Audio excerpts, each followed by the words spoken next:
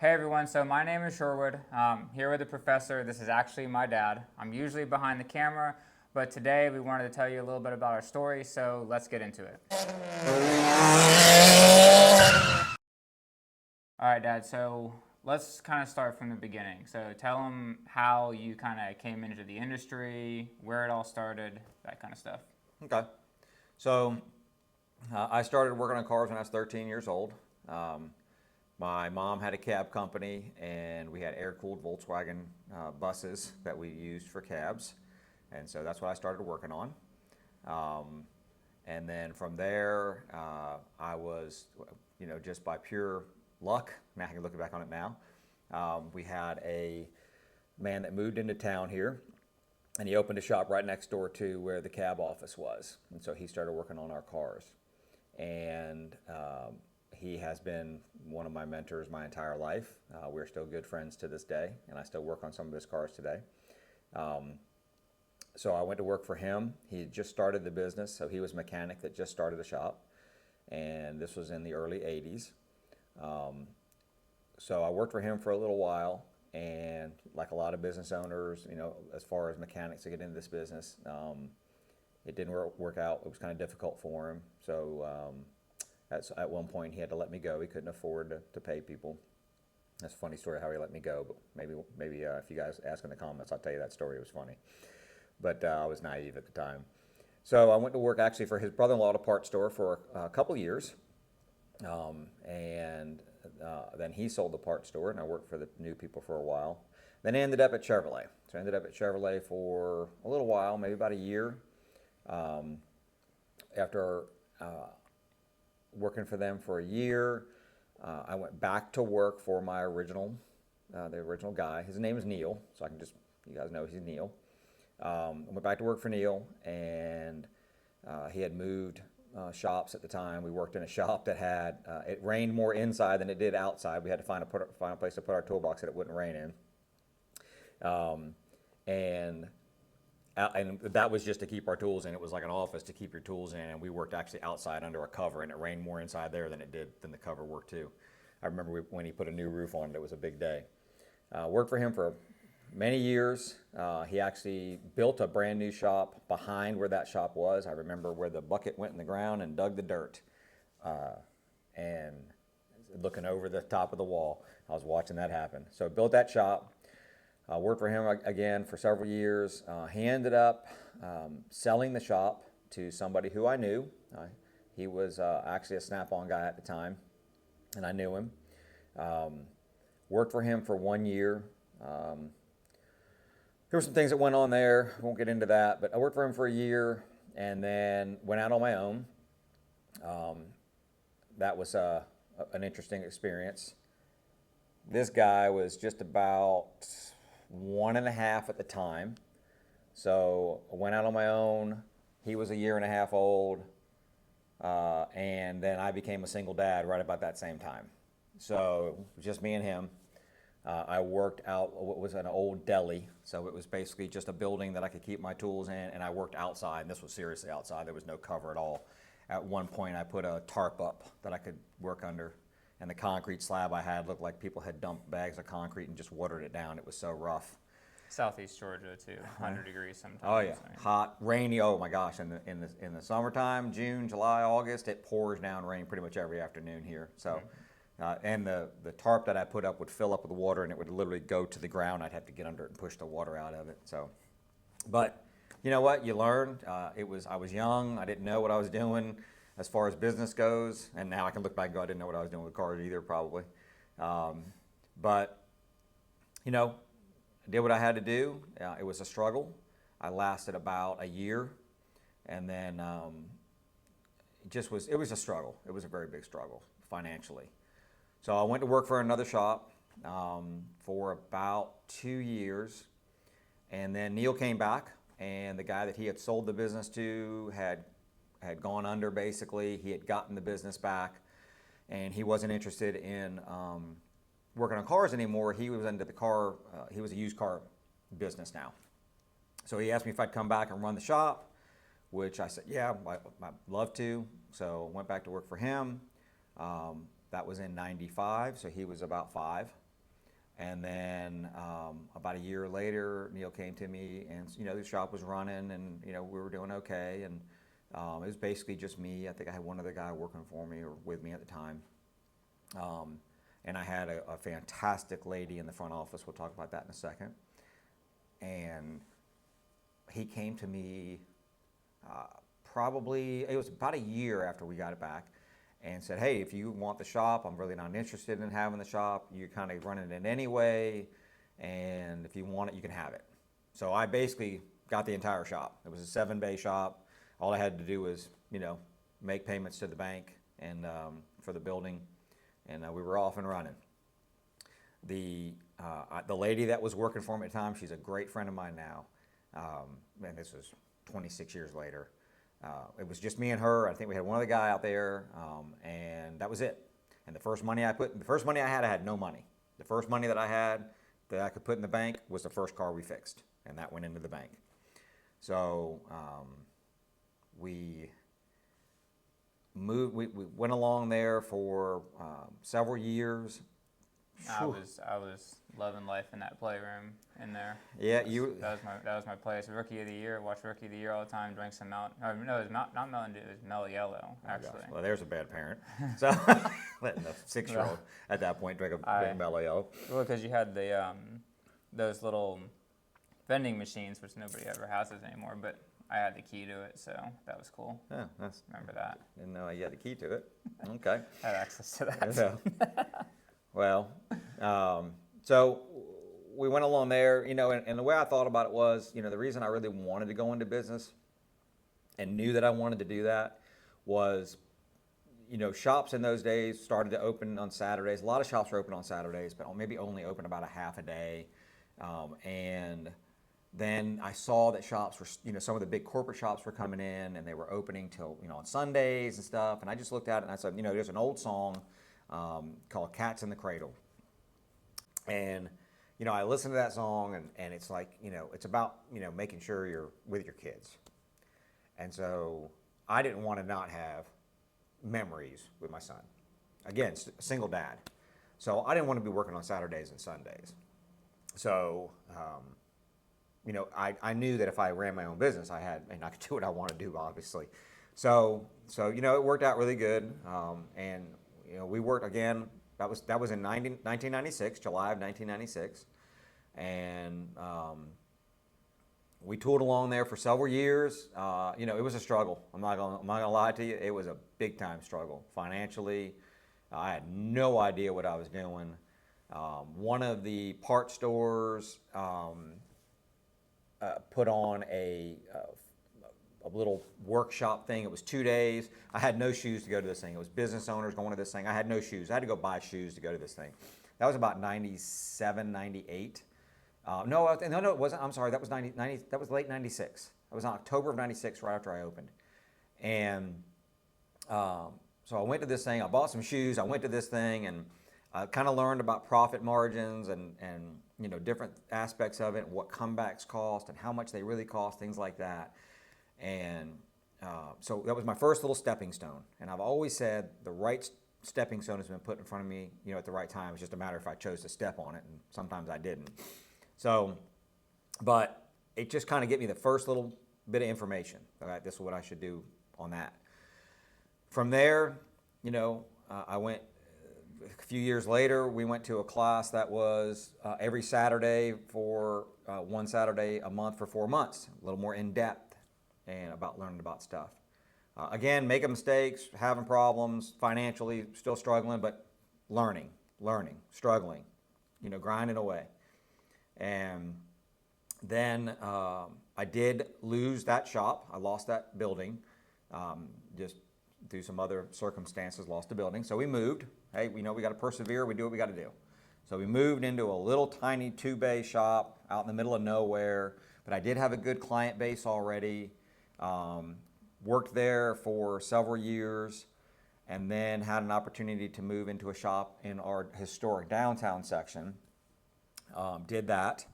That was an old building from in the 50s. It was a gas station in the 50s. It was definitely not set up as a great shop, but we cleaned it and painted it, and everywhere I ever went, I cleaned and painted, and we redid the office as much as we can, and slowly we got a little better and a little better and learned a little bit. And then in 2000 and probably about 2008, Neil came back to me and he said, hey, I've got a building behind my car lot where you could see the building from the main road. It was on the main road. You could see the building, but it was behind the car lot. He said, I got the building. We're not using it as a shop anymore. If you want to rent that, you can rent that building. So went in, looked at it, had no office. So I had to build an office in it and did that. Very tiny little small office area. So we had that office done. We had that, it was a 4-bay shop, a nice shop, and worked there for, oh gosh, probably 5 or 6 years we were in that shop. Learned a little bit more, got a little better, and then painted the floor yellow at the advice of Robert. He wanted to paint the floor yellow. One of my employees wanted to paint the floor yellow. Don't paint your floor yellow. Well, at this point, too, just kind of keep going on the same timeline. So, so I went off to, so I worked in the 2-bay shop for a little bit. Well, worked, you know, but you know, did some stuff here and there, you know, cleaned up the shop, that kind of stuff. Went off to school. This is in 2008. Thought maybe wanted to be a sports journalist. Had no really idea what I really wanted to do in my life, but went to college, and then that didn't really work out. So came back, and I was working in the shop that he was just telling you about, and once again working. Started doing stuff on cars and everything, but man, was I a terror at this point. I mean, I was a liability to have working in the shop. He should have fired me at least 1,000 times. Well, okay, that's a little harsh, but probably 50 to 100. 1,000 times. But you know, so that's kind of where we were there, and then I was still kind of going through the motions there. I do not like working on cars, never have, never will. And that's what I was doing at the time, and yeah, and then after that, place, let them know what happened there. Yep. So then, while we were in there, a shop in town had closed up.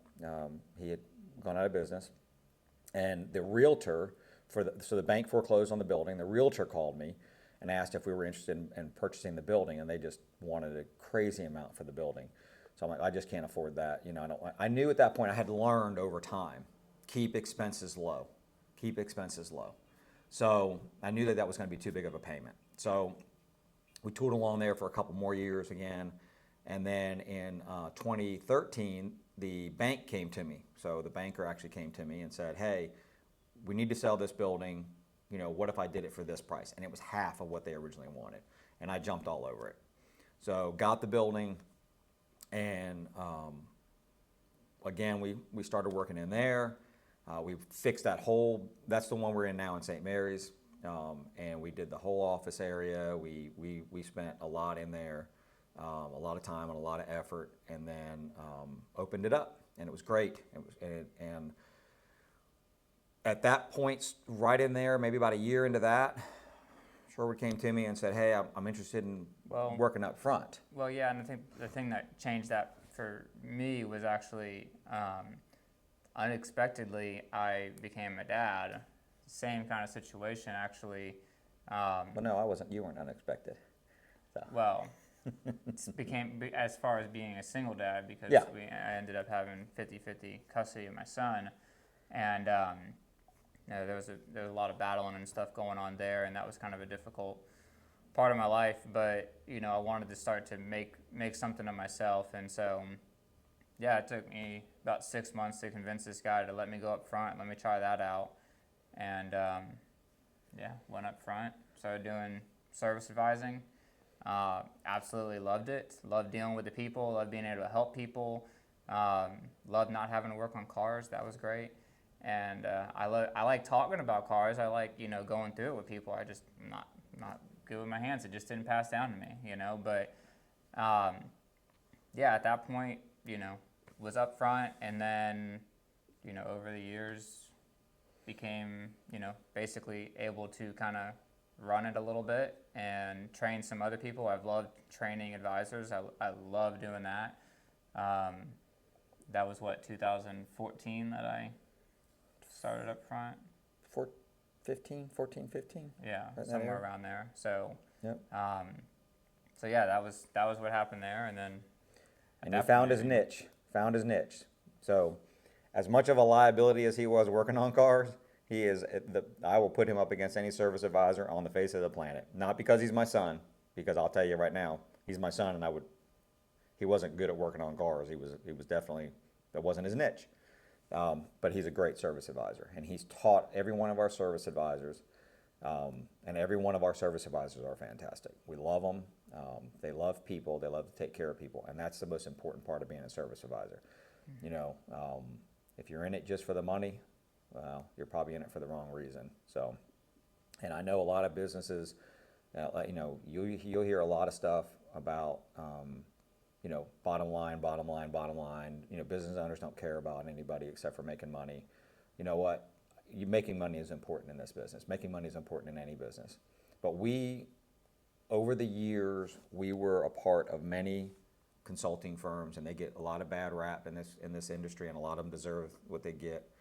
I learned something from every one of them, and I learned what to do, and I also learned what not to do. There were some things that were questionable, and so when we found questionable stuff and we thought it was ethics were questionable, we left those companies, because a lot of them are just based about money. And So I will tell you that, you know, when you're in this business, if you think about people and you take about care of people, and you really mean that, and you really take care of people that walk in your front door and the people that walk in your back door, your employees, the bottom line will take care of itself. You know, you'll make money, okay? If your numbers are set up right, you know, that's important to have, but if you've got that set up, and then you take care of your people, and let them take care of your clients, the bottom line will take care of itself, and it has for us, moreover than I can possibly tell you. So, yeah, and it kind of goes with where we were in the timeline. I mean, because at that point is when we really started to see a lot of growth when we moved to that other building. Mm-hmm. You know, it's in a great location. Obviously, we've got military right there on the main road. Yep. And so we really started to see the business grow at that point. And we were blessed, no doubt about it. And so really just through those years, year over year growth, you know, and then, I mean, I guess we go to recently at that point, right? Last year, so this is being videoed, and whenever you're watching this is being videoed in June of 2023. So in October, September, October, well, actually in June of 2022, where we're in this building that we're in right this second, which is in Kingsland, which is just about 15 minutes away from St. Mary's, came available. We talked to the man that owned it. He's been in business for 20-something years, and he was just ready to kind of be done with it. And, you know, we came in here, talked to Sherwood. I told you about the stepping stones. About a month before this business came available, we did a seminar with a company who deals with multi-shop, you know, acquisitions. So we kind of learned a little bit of stepping our toe into learning about getting another shop and what it takes, and it still takes even more than even we thought then, and are still working on it. But this came available. Talked to the man, fantastic. Worked out a deal with the building and everything, and here we are here. And then and now this one's doing good too. So yeah, I mean, now it's been, you know, so we opened this one in October. So it took us from June when we started negotiations to taking over the building in July, and then we basically gutted this building and redid the office, made it look like the one in St. Mary's, how we want it to look. Redid the whole shop and everything, and then it took us till October 31st. We opened here on October 31st of 2022. So we've been doing good here. And, found some great techs. Found some fantastic techs to come in here. And, you know, we're moving forward now, and hopefully we'll have a third location, you know, in the next few years, and keep going. So, you know, the biggest thing is for me, what's really helped me is, you know, I love what I do. I love fixing cars, as most of us do that are watching this right now. We love fixing cars. I love working with people also. And having me love that part of it, and then having this guy love working with people, and having this fantastic ability to work with people and help people and have this really caring heart, it's just absolutely made this business grow so fast that we went from like struggle for years. We struggled years. And listen, I'm not the sharpest tool in the shed, guys. I mean, believe me. We struggled for a long time learning and take 2 steps forward, one step back kind of situation. You learn through failures sometimes. Exactly. That's just how it goes. And I failed a lot. But boy, once we hit we hit a point where just, everything kind of came together, and all the people I started becoming a better leader. I was not a very good shop owner in the beginning. It was always a struggle with money, and that, I would always be frustrated. And I lost a lot of great employees. There's a lot of, if you guys are out there and you're watching this, a lot of if you're watching this and you were one of my employees back in the day, I'm sorry. I was not a good employer. I hope now I'm much better, and I try to be a good leader. And I think learning how to be a leader, to your employees, and being a good example for your employees, and taking care of them, has really helped us grow. And then having people here that take care of our clients and really care about our clients has helped us grow. So. Yeah, and we can do a separate video too, even just kind of on some of the principles and things like that, Yep. and how to run a shop, because we don't have it all figured out, but there's a lot of things we could definitely, probably help some people with. I think it all boils down to take care of people, and you'll be okay. Just Yep. take care of people, whether it's the employees, whether it's the parts stores, whether it is the clients. It doesn't matter. Yep. Just take care of them, and everything will be okay. So. And that's a big thing is, we do care about our clients, obviously. Everybody says, oh, take care of your clients, take care. Obviously, you can do that. We feel the same way about our employees. We take care of them the same level that we do our clients. And then our vendors, we treat the same way. We don't beat them up. We don't scream at them. We don't ask them to cut prices on every single thing that we order from them. Yeah. They got to make a living too, right? It's just like the stool that this phone is sitting on a stool right now, and if one part of that stool, this 3-legged stool, if one part of that thing falls off, the stool falls over, you guys can't see the video. It's the same thing with the clients and with the employees and with the business. So you have to take care of all three, So that's pretty much our story, though. That's it. If anybody has questions. Yeah, if you have questions, let us know. Hopefully you like this content. Obviously we're going to be doing more technical content and stuff too, but if you like this, let us know. If you want to hear more stuff about, our procedures and stuff, the way we do things here.